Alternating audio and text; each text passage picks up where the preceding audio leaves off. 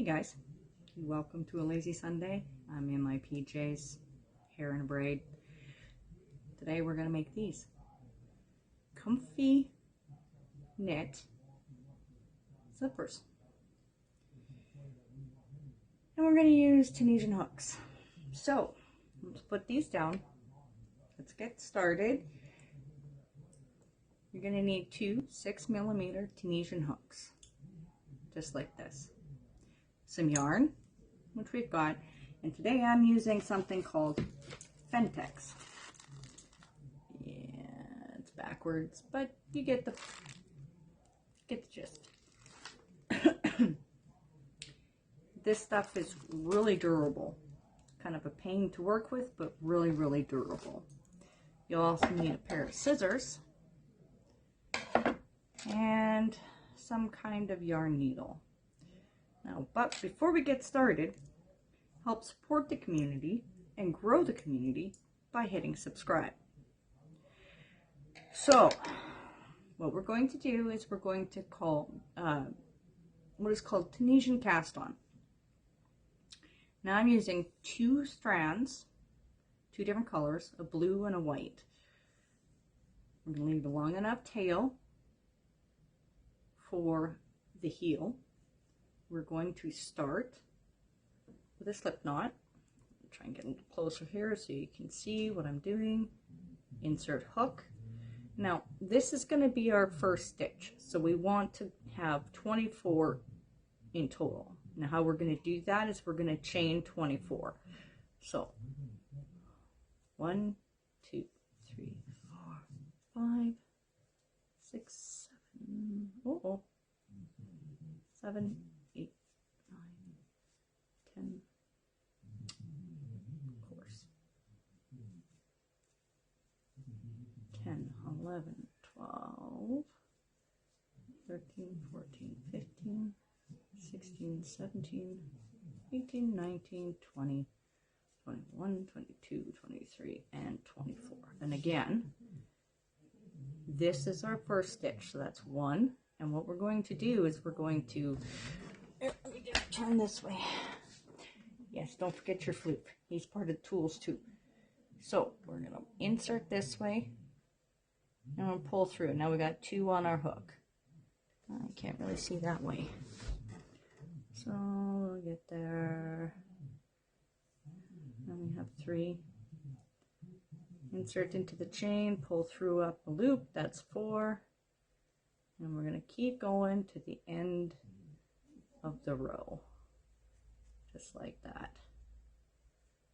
Just keep going till you get to the end.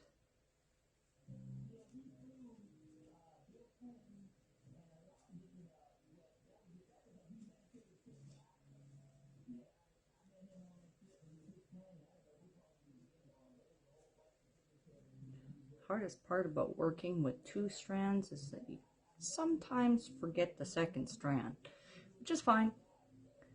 It is okay. Now,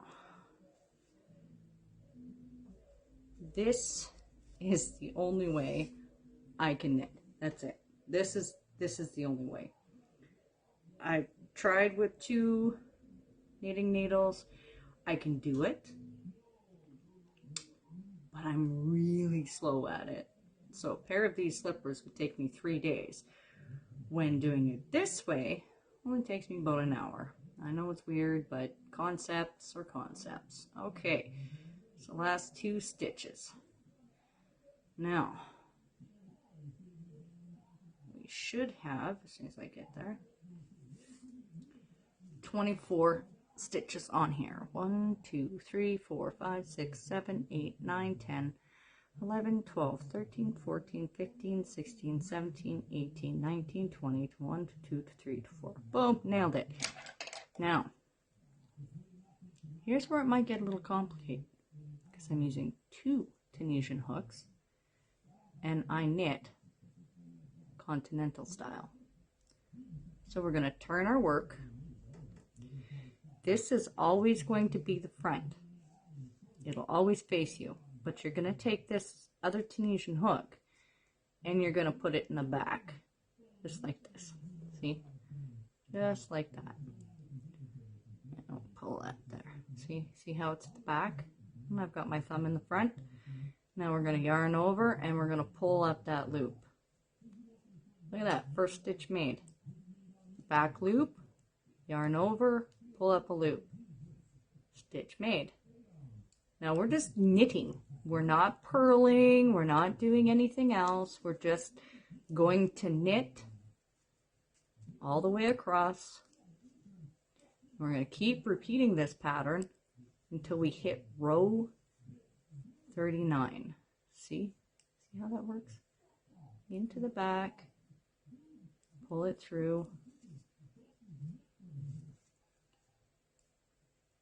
into the back, pull it through. I don't know if you can see that very well. I'm going to try. Into the back, yarn over, pull up a loop.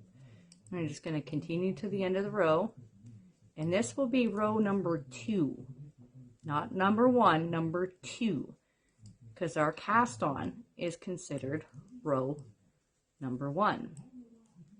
I know these are a lot of things that are a little different, but we'll do a couple of rows and I'll show you what I mean. Now we'll constantly be using the back loop. Now I know that knitters are going to be on me for that, but if you're a crocheter and you know the difference, or even a knitter, it's fine. If you know the difference between front and back loop, you'll know what I'm talking about. You always hit the back loop. So if you're looking at your Tunisian hooks, this will be your front and this will be your back right there. So that's what we're using. We're using the back loop. Oh, I turned my hook. Turned it. There we go. And in we go. In we go, just like that.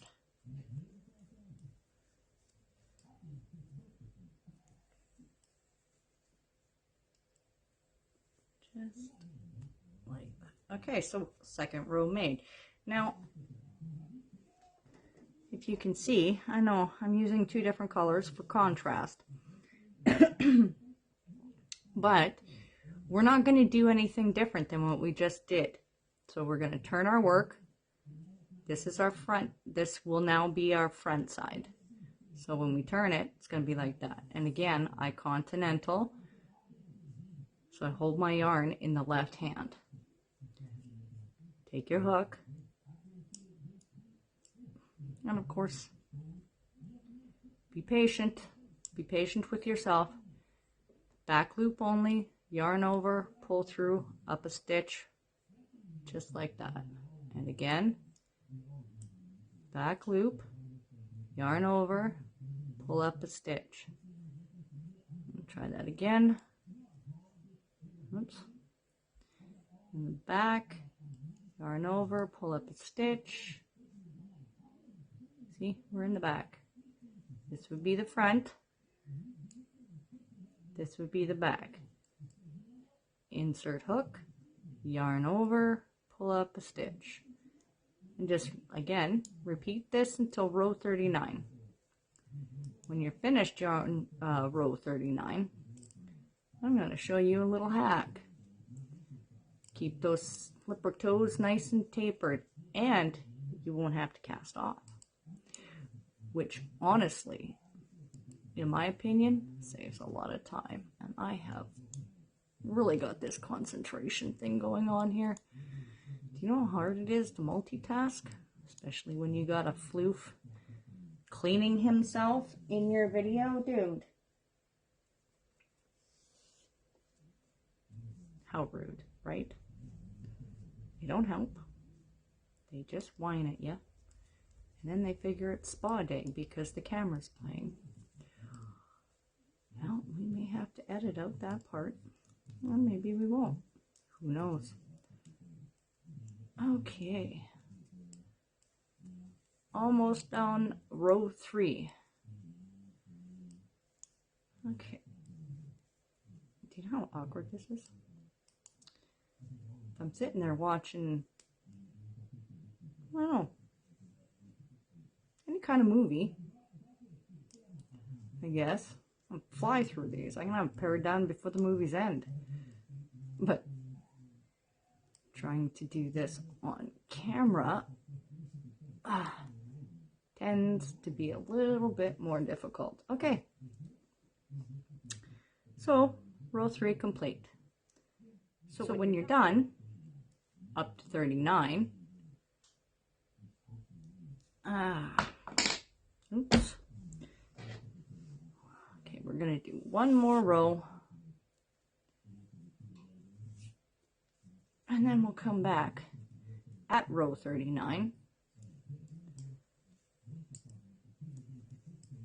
And I'll show you how to taper off the toe. And then we'll be all comfy.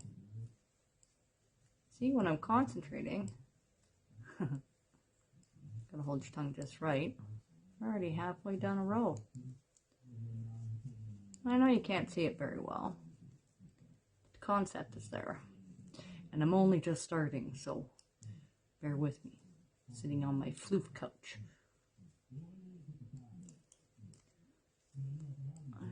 Okay. A few more stitches and we'll bring you back at row 39.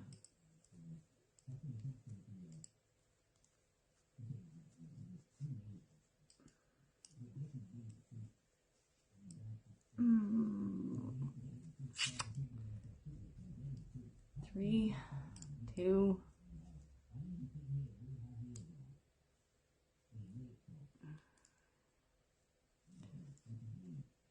one.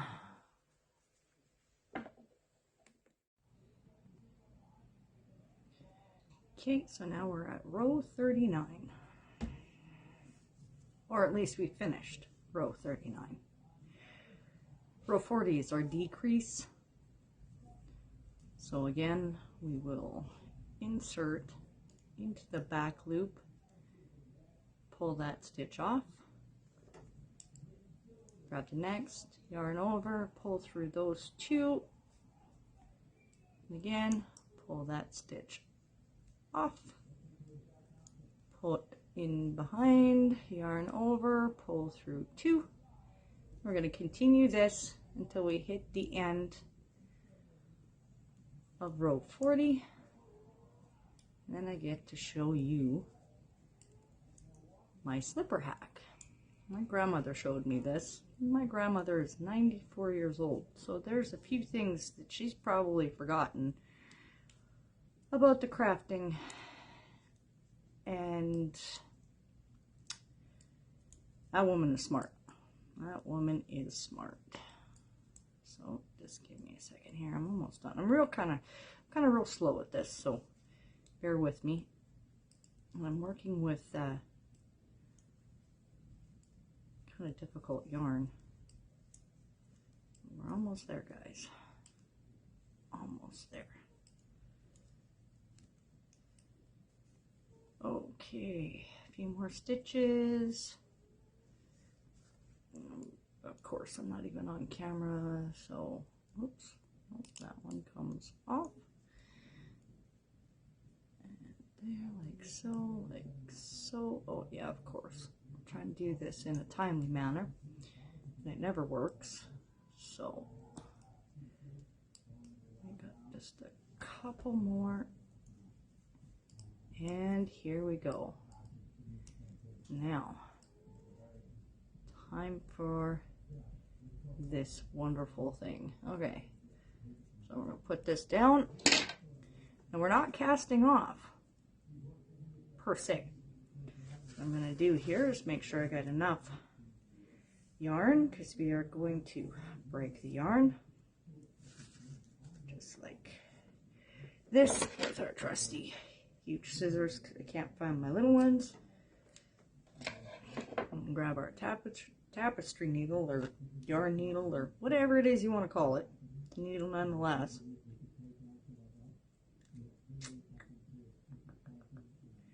Okay. Now, I'm able to do this because I have this that comes off. But even if you don't, it's fine. So we're going to take our yarn, drop it, because that's the way that we're going to do it. and we're going to bring it around to this side, not where the hook is, but around. And we are just going to bring it through, just like this. And this is how we sew up the toe. Gives it a nice tapered look and not bulky and bunchy.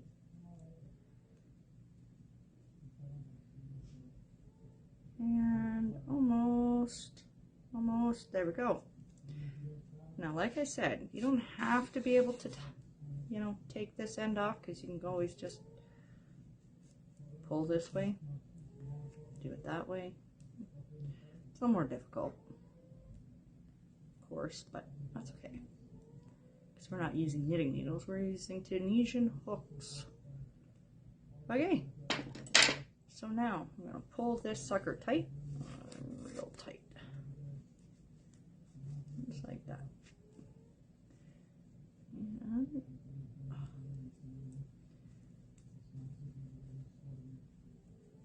sew it here in the end, just like that. Oops. A little bit of pull, and tie the knot. And rethread our needle. Knot is just to make it tight. You don't necessarily have to knot it. I like to. It keeps it closed at the toe. And now, rethread the needle. Now this is going to be the inside of your slipper, so where your foot goes. So we're going to put it together. And the way we want to sew this is roughly half. So take your slipper, fold it in half. So we're going to sew right to about there. And because I didn't grab any stitch markers, we're going to use our hook, just like that. And drop the other one. So now we're just going to sew just like this.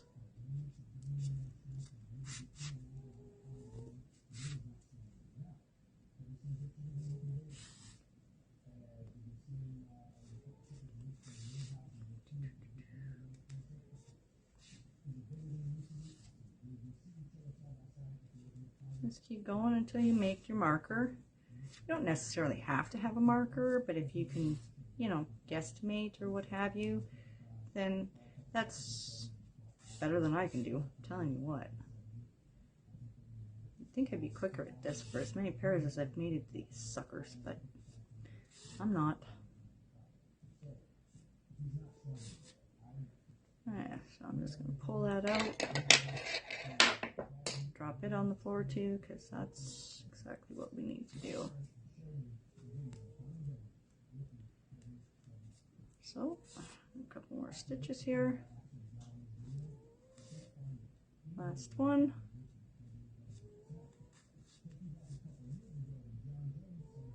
And pull that through. Let's make a knot. Hide our yarn.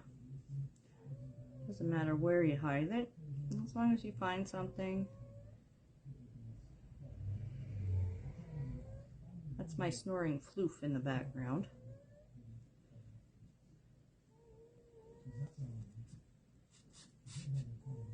Okay, yarn hidden. Clip your end. Now for the heel. The heel is pretty much the same way.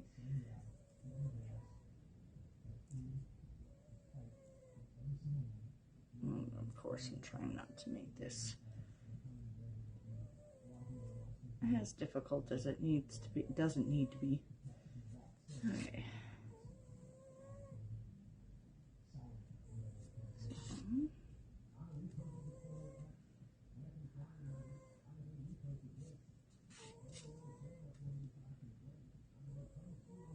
Almost done here, and this slipper is complete.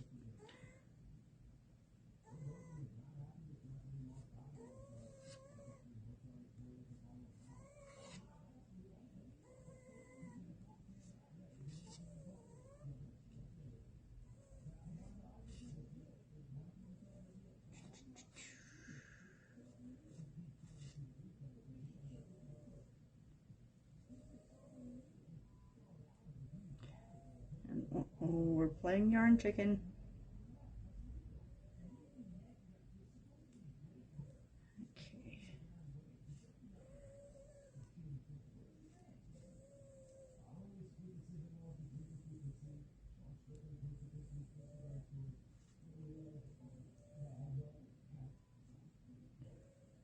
Okay. And knot this sucker up.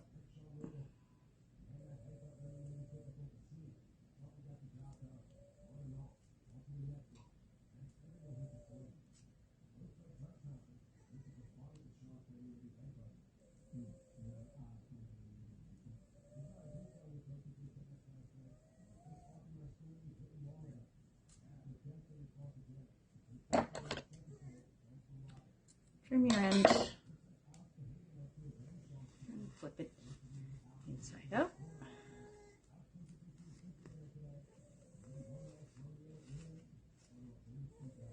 There you go.